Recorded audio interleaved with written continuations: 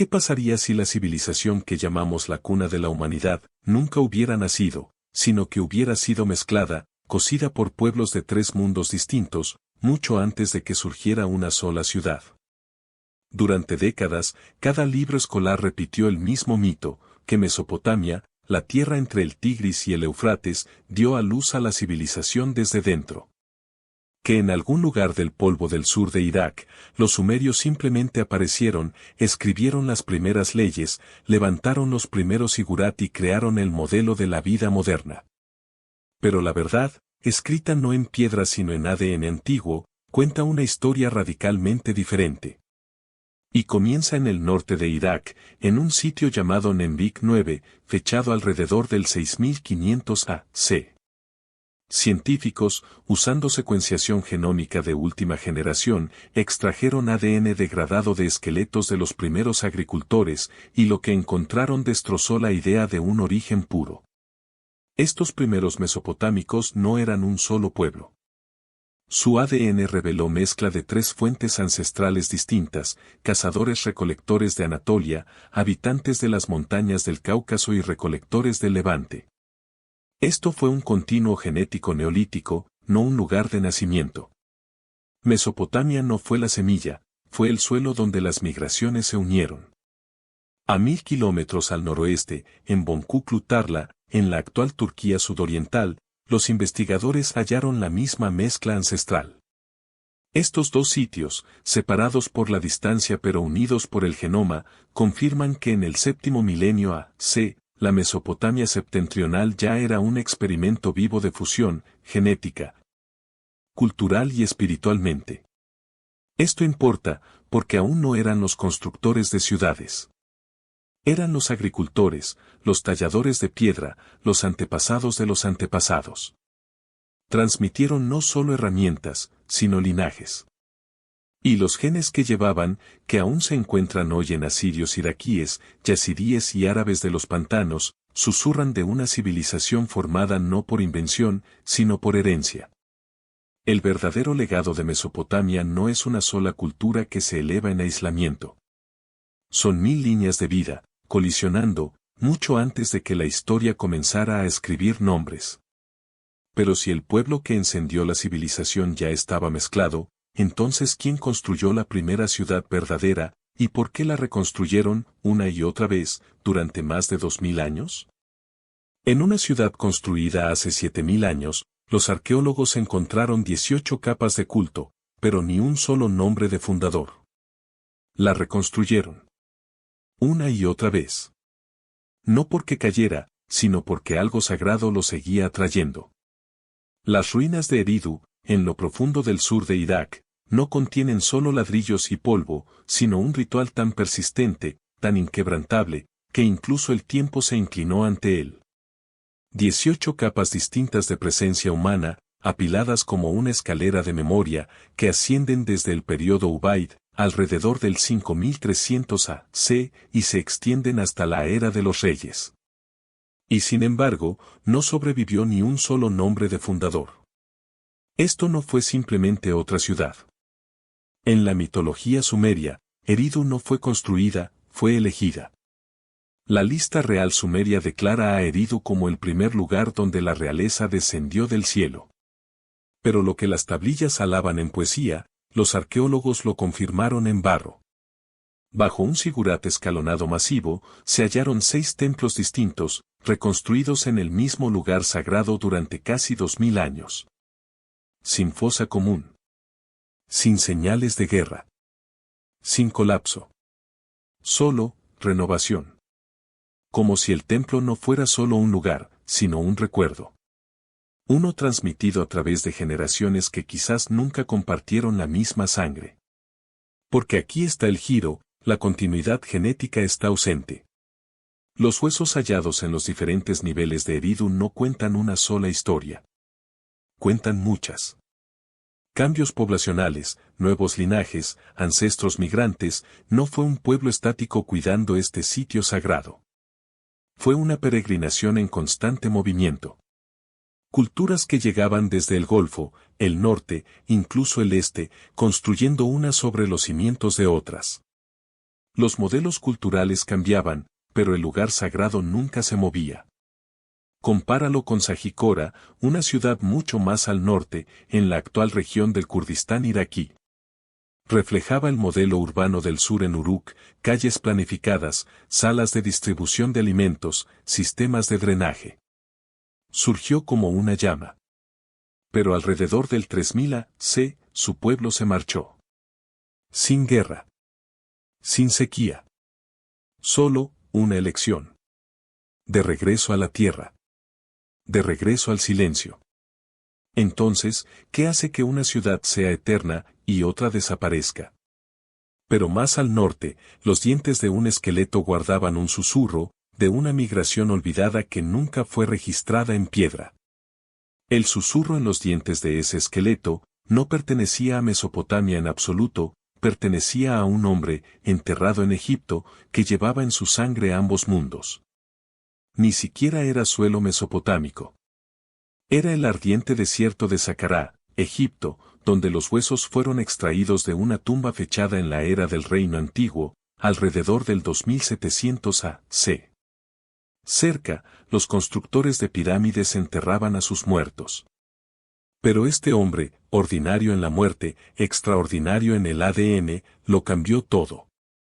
Su nombre fue olvidado, pero sus genes fueron estridentes.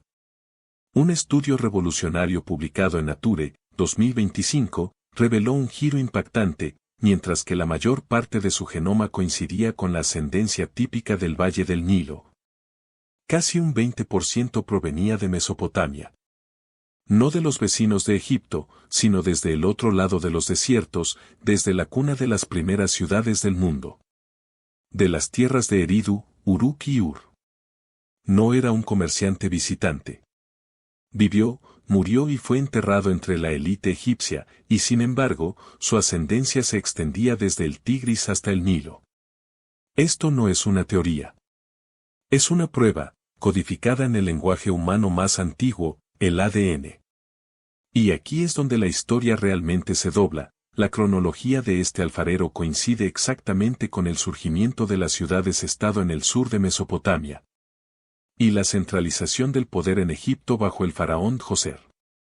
Fue un momento en que la civilización no solo estaba despertando, estaba sincronizándose. Las dos mayores civilizaciones fluviales de la Tierra, antes consideradas aisladas, ahora reveladas como biológicamente entrelazadas. ¿Estilos de cerámica? ¿Sistemas de escritura?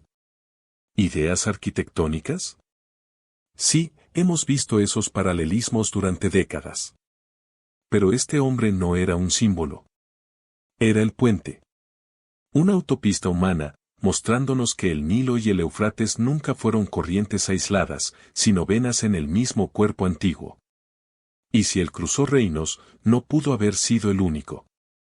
Si este hombre olvidado fue parte de un puente biológico entre Egipto y Mesopotamia, entonces ¿qué otras migraciones antiguas hemos pasado completamente por alto? Su lengua se perdió. Sus ciudades desaparecieron. Pero su ADN aún brilla dentro de huesos mesopotámicos. Uno pensaría que los genes de una civilización seguirían su lengua, sus templos, sus historias. Pero a veces, todo lo que queda de un pueblo, es una señal silenciosa en la sangre. Eso es exactamente lo que ocurrió cuando los científicos comenzaron a decodificar el ADN mitocondrial de restos mesopotámicos antiguos. En dos individuos, los investigadores encontraron algo sorprendente, los haplogrupos M49 y M65A. Estos no son nativos de Irak. Hoy se encuentran casi exclusivamente en el sur de India, especialmente entre poblaciones de habla tamil. Al principio, algunos especularon con una migración del Paleolítico, gente del sur de Asia moviéndose hacia el oeste antes de que las ciudades se formaran. Pero esa teoría no encajaba. Estos haplogrupos están ausentes en los iraquíes modernos. Cualquiera que fuera la conexión, no dejó un legado local. Fue una chispa, no un linaje. Entonces vino la segunda teoría, mucho más fundamentada, mucho más fascinante. ¿Y si estos no fueron colonos en absoluto? ¿Y si fueron comerciantes? Viajeros. Hombres de la civilización del Valle del Indo, navegando hacia el oeste por el antiguo Golfo, atracando en puertos como Uri y Eridu, trayendo lapislázuli, especias y cuentas, y dejando atrás solo fragmentos de su ADN. Los sumerios tenían una palabra para esta tierra lejana. Melua. Está escrita en tablillas que datan del siglo Xiva C, describiendo el comercio con una región distante y fértil al oriente. Los arqueólogos creen que se refería al Valle del Indo, el actual Pakistán y noroeste de India.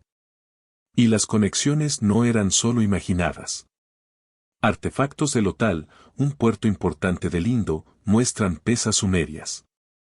Cuentas de Ur aparecen en Gujarat. No fueron intercambios breves. Fueron arterias comerciales, bombeando bienes y genes entre civilizaciones fluviales. Pero aquí está el giro. Estos viajeros no dejaron tumbas, ni templos, ni descendientes en Mesopotamia. Solo ADN. Una huella pasajera, codificada en un hueso. Pueblos desaparecidos, que aún aparecen en los escaneos genéticos. No conquistaron ciudades. Las alimentaron. Pero ¿y si hubo un grupo antiguo que nunca se fue? ¿Y si todavía respiran el mismo aire de los pantanos, cultivan la misma tierra, y llevan el mismo ADN que sus antepasados? Hoy hablan árabe. Pero su sangre recuerda a Same. En el extremo sur de Irak, donde el Éufrates se disuelve en juncos y el cielo refleja los pantanos, vive un pueblo que alguna vez fue llamado extraño en su propia tierra. Los Madan, o árabes de los pantanos, pastores de búfalos de agua, constructores de casas de caña, guardianes de un paisaje que parece inmutable desde los días de Enki y Eridu. Durante generaciones, la historia los trató como forasteros. Llegados tardíos. Nómadas. Su lengua, el árabe. Sus costumbres, malinterpretadas. Pero cuando los científicos finalmente rastrearon sus cromosomas los resultados fueron imposibles de ignorar. En un estudio fundamental de Al-Saeri et al. 2011, actualizado con datos más amplios en 2025, los genetistas encontraron que los árabes de los pantanos portaban un linaje sorprendentemente específico. El haplogrupo J1, PAGE 08, un marcador genético que explotó en frecuencia alrededor del 2000 AC. La misma época en que las ciudades-estado sumerias estaban en su apogeo. No era ADN extranjero. Era continuidad indígena, ininterrumpida, no invadida. A lo largo de milenios. Y luego llegó la coincidencia cultural. Las tablillas sumerias describen pueblos que construían con cañas, plantaban arroz y pastoreaban búfalos de agua en los humedales del sur. Vivían en casas elevadas sobre islas. Pescaban con redes tejidas. Todo, desde las herramientas hasta los ritmos agrícolas, coincide con lo que los Madan aún hacen hoy. Sus vidas no son copias modernas de costumbres antiguas. Son fósiles vivientes. Y aún así, relatos coloniales, agendas políticas e incluso narrativas locales intentaron borrar esta conexión, marcándolos como beduinos, o iraníes, o inmigrantes. Pero el ADN no mintió. Susurró lo que las tablillas de piedra no pudieron. Estos no son solo descendientes de Same. Pueden ser los últimos que aún están en casa. Un pueblo que nunca levantó un imperio. Que nunca escribió un código de leyes. Pero que guardó la memoria de la tierra, a través de rituales, aliento y sangre. Nunca se fueron. Y nunca olvidaron. Pero si los árabes de los pantanos aún permanecen, entonces ¿quién desapareció sin dejar un solo rastro genético, perdido, como si nunca hubiera existido? En una ciudad sin nombre, tablillas enterradas susurraban de reyes y conquistas. No hubo monumento. Ni epopeya. Ni un pueblo moderno reclamando descendencia. Solo un nombre en un mapa, Kurt Kaburstan, y bajo él, el fantasma de una civilización que una vez gobernó el norte de Irak. Los arqueólogos llegaron con expectativas modestas. Lo que encontraron los dejó atónitos. Más de 200 tablillas cuneiformes, selladas en arcilla y silencio durante casi 4000 años. La mayoría fechadas en la Edad del Bronce Medio, entre 1800 y 1500 a.C., el mismo periodo en que Babilonia surgía, Hammurabi escribía su código, y el sur de Mesopotamia fijaba su legado en piedra. Pero aquí en el norte, lejos de los zigurats y tumbas reales, alguien más hacía lo mismo, construyendo edificios administrativos, desarrollando sistemas de gobierno, escribiendo contratos, nombrando reyes. Esto no era una provincia atrasada. Era una capital. Y sin embargo, nadie la recuerda. Ni siquiera su nombre sobrevive. Sus tablillas mencionan alianzas, raciones de grano, asuntos de templos, pero ni una sola línea habla de en qué se convirtieron estas gentes. Sin descendientes. Sin comunidad viva que lleve su nombre. Simplemente desaparecieron, no en guerra, no por conquista, sino por algo mucho más silencioso. La genética. El ADN de Kurt Kaburstan es limitado, mal preservado. Pero lo poco que se recuperó muestra marcadores compartidos con los primeros mesopotámicos del sur. Sugiere que el norte y el sur no eran extraños, eran ramas de la misma familia. Unidos por lengua, ley y sangre. Estos constructores olvidados no eran invasores. Eran primos. Y aún así, a diferencia de los árabes de los pantanos, ningún haplogrupo, ningún grupo vivo, lleva hoy su firma. Su linaje no sobrevivió. O peor, fue sobrescrito. Porque algo vino después de ellos. No un ejército, no una sequía, sino una ola. Una ola de gente. De genes. Algo barrió Mesopotamia tan vasta, tan absoluta, que enterró más que ruinas.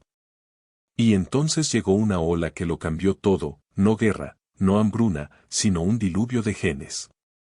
¿El verdadero giro?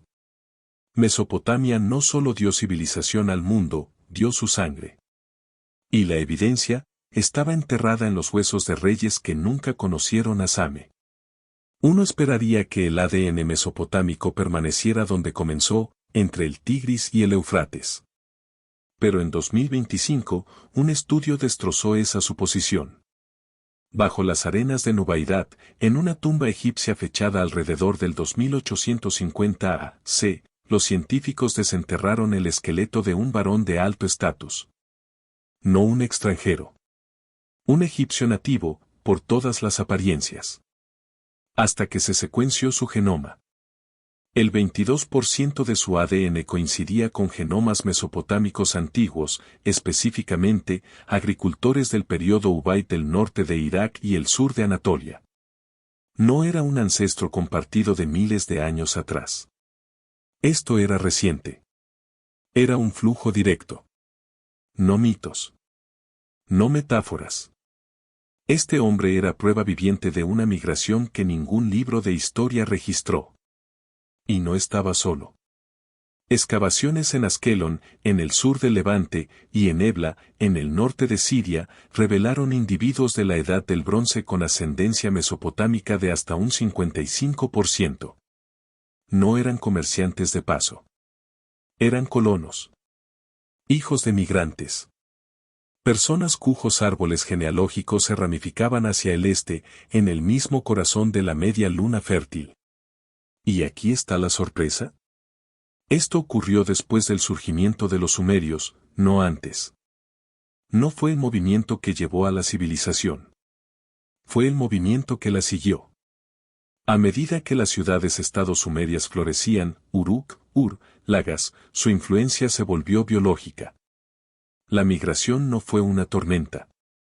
Fue una marea. Lenta. Implacable. La gente se movía con bienes. Con matrimonio. Con memoria. Y la civilización no permaneció en un solo lugar. El ADN no miente. Viaja. Y este viaje antiguo no se trató solo de difundir tablillas de arcilla y sigurats. Se trató de difundir linajes. Un genoma a la vez. La media luna fértil no solo exportó ideas. Se replicó, en silencio, en las células de quienes estaban lejos de casa. Pero mientras la sangre mesopotámica se desbordaba hacia afuera, algo más se desbordaba hacia adentro. Un nuevo pueblo. Un nuevo genoma. A punto de sobreescribirlo todo. No todas las migraciones construyen ciudades. Algunas, las borran. Durante más de 5000 años, Mesopotamia fue un escenario de invención, la escritura, la ley, las ciudades, el calendario. Pero ninguna civilización permanece para siempre. Y lo que vino después no dejó monumentos. Dejó cicatrices. En el siglo XIII después de Cristo, el imperio mongol descendió sobre Mesopotamia con fuego y acero. Bajo Hulagu Khan, nieto de Gengis, la ciudad de Bagdad, el corazón intelectual del mundo islámico, fue reducida a cenizas en 1258. El Tigris corrió negro de tinta. Rojo de sangre. Pero el verdadero legado no fue solo destrucción. Fue disrupción genética. Las encuestas genéticas modernas del norte de Irak revelan patrones inesperados. Un aumento inusual del haplogrupo R1A, que se remonta a linajes de Asia Central. Y R1B, común en Europa, pero raro en las muestras mesopotámicas antiguas. Estas no son líneas de sangre indígenas. Fueron insertadas, a través de conquista, desplazamiento y mezcla forzada. El ADN no habla de comercio, sino de trauma. Y las olas no se detuvieron. En el siglo XVII, las expansiones tribales beduinas barrieron Irak. Tribus nómadas de la península arábiga se movieron hacia el norte, cambiando no solo el uso de la tierra, sino también el flujo genético. Reemplazando comunidades agrícolas más antiguas con clanes pastores. De nuevo, vemos cambios en el paisaje genético. No una evolución lenta, sino una mezcla súbita. Estas no fueron migraciones que plantaron raíces. Las arrancaron. A diferencia de mezclas culturales anteriores, estas invasiones no resultaron en legados compartidos, los borraron. Nombres de ciudades antiguas desaparecieron. Templos colapsaron y nunca fueron reconstruidos. Lenguas se desvanecieron sin traducción. Mesopotamia, alguna vez un faro de continuidad genética desde el Neolítico hasta la Edad del Bronce, ahora era un mosaico. Un campo de batalla de linajes. Porque los cruces de caminos no solo conectan. Colisionan. Y el costo de ser la primera civilización del mundo, es ser la que todos quieren conquistar. Pero hay un susurro. Uno desafiante. No todas las líneas de sangre fueron borradas. Algunas escaparon. No escondiéndose en ciudades, sino desvaneciéndose en el silencio. Pero una población quedó intacta, aislada, olvidada, pero genéticamente preservada. Sin huesos. Sin tumbas. Solo un ladrillo de barro que susurraba sobre coles y reescribió como estudiamos el pasado.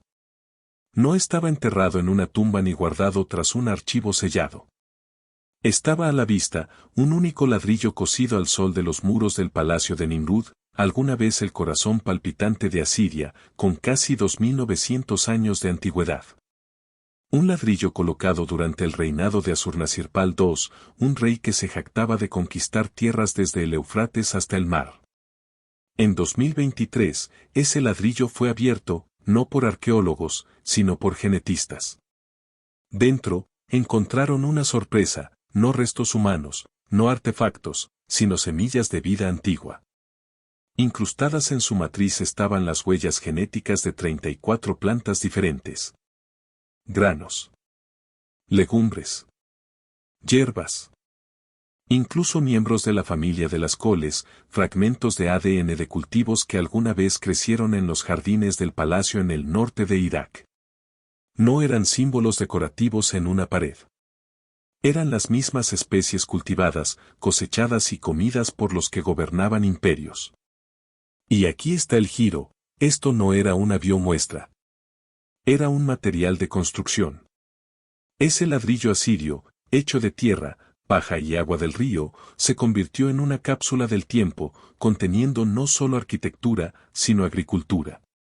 Una memoria estratificada de lo que se plantó, lo que se cultivó y quizá, lo que fue sagrado. No fue obra de la descomposición. Fue preservación accidental, huellas antiguas, congeladas en arcilla, intactas durante 3 milenios. De repente, la ciencia de la arqueogenética evolucionó.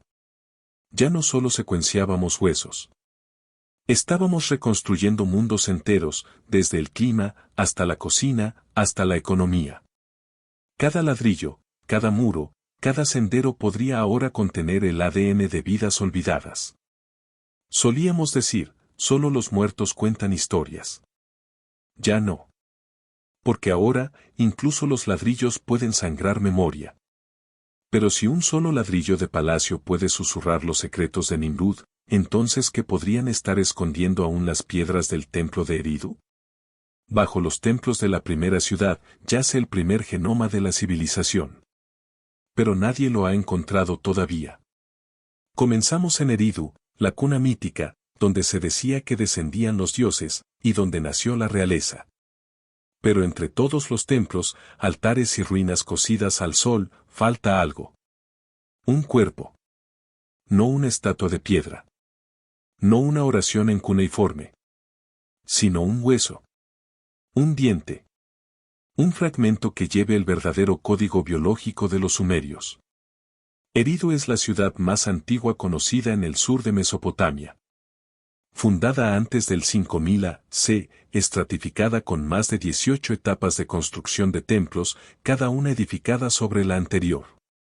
Un latido sagrado que palpitó por más de 2000 años.